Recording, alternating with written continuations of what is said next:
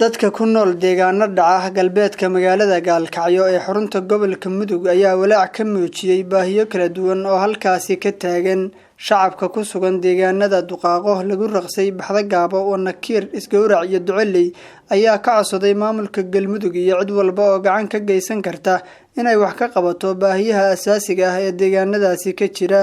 deegaanadan ayaana lahayn goobo caafimaad iyo ceel biyoodyo marka laga reebo baraagaha gacan qodka ah ee biyaha lagu kaydiyo xilliga roobka kuwaas oo aan ku filayn xilliyada abaarta. maamulka Galmudug sida nabadoon kuba sheegay annaga hadda maamulku meeshaan waxaad moodaa inaysan ka mid ahayn carradiisa.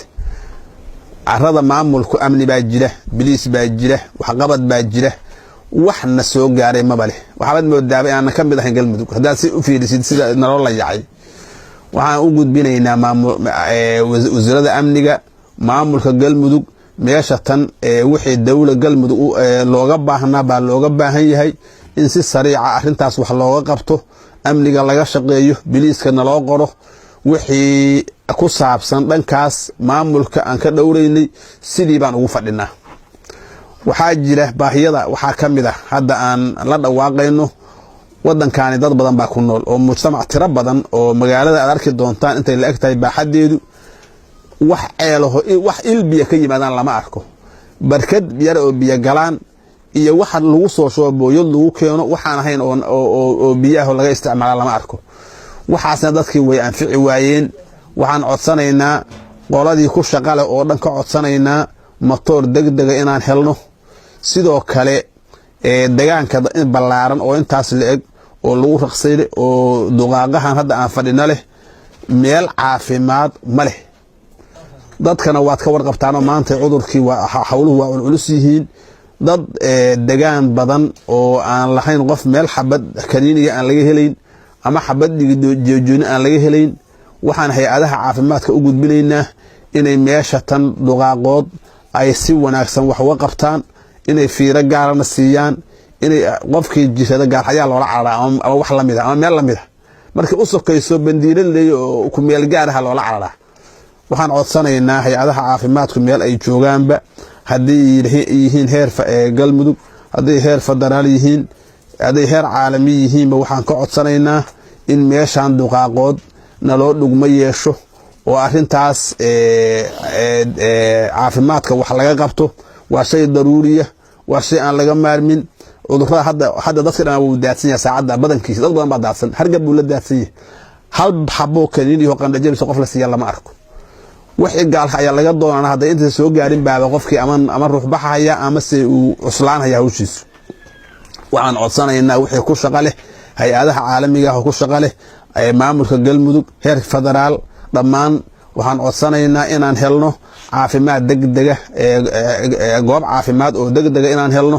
booskii annaga hayna annaga diyaarinay ayana waa codsanaynaa. deeq bixiyayaasha ilaahay baa deeq bixiya, laakiin dadka deeqda qaybiya ayagana waxaan u gudbinaynaa meeshan dad badan baa ku nool, mujtamac badan baa ku nool, dad badan oo hadda ilaah u kooban baa ku nool laakiin aan tirsi lagu koobi karin. waxa soo gaaraahay oo dadka deeqda qaybinaya ka soo gaarana waxaad moodaa waxaas dabooli kara ma ahan. hadda wax ma soo gaaraan anagu ma lihiin oo been sheegi mayno, laakiin waxa soo gaara iyo dadka jooga baahidiisu isma dabooli karto. ilaah baa wax bixiya, laakiin dadka deeqda qaybiya waxaan leenahay meeshaan dhugma dheeraada u yeesha dadkeeda iyo deegaankeeda ictibaariya imaada. qofku markuu shayga meesha yimaado baahida arkaa, laakiin war la dhiibay waxba tari maayo. waxaan codsanaynaa hay'ad kasta oo deeq bixiya ka codsanaynaa inay noo timaado oo gobolka magaalada timaado oo baahida dareento. ilaah baa wax bixiya, laakiin wixii loo soo dhiibay inay keento oo ayagu waa qaybiyayaal qaybta ay wanaajiyaan. sidoo kale dadka deegaanadaasi ayaa shirkadaha isgaarsiinta ka codsaday in halkaasi ay gaarsiiyaan adeeg isgaarsiineed, gaar ahaan shirkadda Hormuud Telecom ayay ka codsadeen inay ka jawaabto baaqooda maadaama isgaarsiintu ay ku xiran tahay quutul daruuriga isla markaana kaliya wax lagu kala iibsado lacagta elektarooniga ah ee EVC+.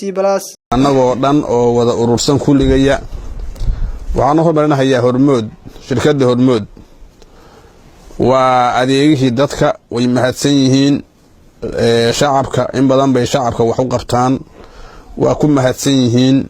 meel walbo ay Hormuud shirkadda ay joogto ma haddaas baan u celinaynaa. annaga hadda ka hor adeega Hormuud waxaa laga warqabaa maantay maciishadii inay ku xiran tahay oo Ilaahay sabab uga dhigay Hormuud in lagu shaqaysto. qofkii koob shaaha abaa lacag uu tuuru rabaa, qofkii wax gadanaya lacag uu tuuru rabaa, marka maciishadii baa ku xiran. sidaas awgeed ayaa waxaa nagu cuslaatay maciishadii.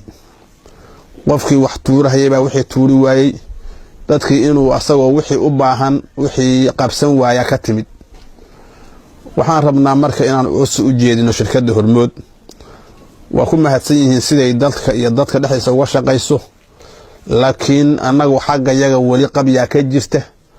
waxaan rabnaa in anteena loo keeno. annagu hadda waxaan nala fadhiya oo gobolka nala jira magaalo kale ayaduna oo weyn oo Luuqsi la yiraahdo. waa nagu dhowdahay ayaduna. isku mid baan ku midaysanahay, isu kelmadeedu waa Mutaxido. anteeradaasaan wada goobaynaa ku midaysanahay. waxaan doonaynaa inaan anteera degdeg helno. muddo hore oo aan dhoweyn oo 10 sano meelahaas laga joogo ayaan codsi bilownay oo aan codsanay shirkadda Hormuud codsi weyn u gudbinay. codsiga iyaga hadda ka hor waxba kama qabsoomin, sabab kasta ha lahaato. oo dadka qaar baa wuxuu u sababaynayaa wixii waa soo baxeen codsigeeni waa la aqbalay oo saldhigii weyna waa laga soo aqbalay, laakiin rag baa meelo dhexe wax ka gudbiyay. waxay uu tahayba waxaanu calafaan noo gelin baan hadda uga gudbaynaa. hadda maamulka Gaalkacyo jooga waa u gudbinay khabaarka yaga, waa u geynay warqadihii waa u gudbinay. haatana waxaan codsanaynaa ama asaga ha ahaato ama galmudugta weyn ha ahaato saldhiga weyna macnaha Hormuudka saldhiga weyn oo xamar Muqdishaad in codsiga yaga la qiimeeyo, in shacabka loo adeegayo aan ka ximinahay, in ay maciishadii ku xiran tahay oo dad badan uu dib jirahay inay ogaato. waxaan codsanaynaa codsiga in la qiimeeyo oo anteera degdeg aan helno. annagu hadda anteera nooma dhowa. warar khaldan oo waxaa jira meelaha qaarkood dadku laga gudbiyay oo maamulka Hormuud loo gudbiyay oo la leeyahay anteeray kor saaran tahay.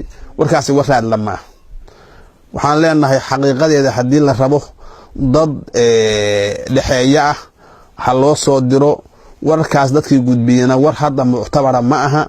17 kilomitir bay anteera u jirtaa iyo waa u anteeray u dhowdahay. wax saasa dad baa gudbiyay. warkaasi waraad lama aha. annagu anteera nooma dhowa. anteera aan ku nafcin karnaa nooma dhowa. wixii hadda aan ku nafcin karina waxba nooma ahan. wixii degaan loo qabanaya aanu kama soo horjeedno oo hadda mucaarad kuma ahin, laakiin degaan ahaan laba degaan oo isku dhow oo waaweyn oo mujtamac oo ku nool yahay baan nahay, waana anteera la nahay.